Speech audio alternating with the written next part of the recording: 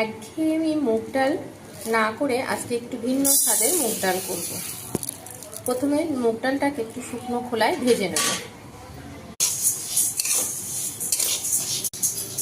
ডালের থেকে যখন একটা সুন্দর গন্ধ বেরোবে তখন ডালটা ধুয়ে নেব। খুব বেশি ভাজবো না, তাহলে ডালটা আর সেদ্ধ হবে না। ডালটা ধুয়ে জলটা ফেলে দেব, তারপরে ডালটা সেদ্ধ করে নেব। ডালটা একটু প্রেসার কুকারে দিয়ে সেদ্ধ করে নেব, তাহলে তো একটু ভালো সেদ্ধ হবে। কাজু আর কিশমিশটা একটু ভেজে নেব। সাদা জিরে, গোটা গরম মশলা,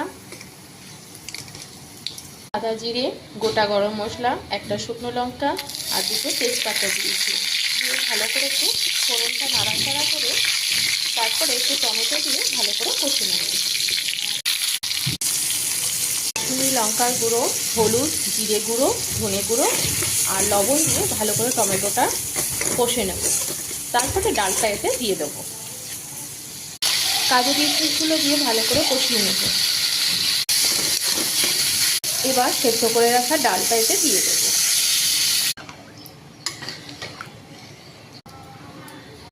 এবার ওপর থেকে একটু ঘি আর ধনেপাতা ছড়িয়ে পরিবেশন করব।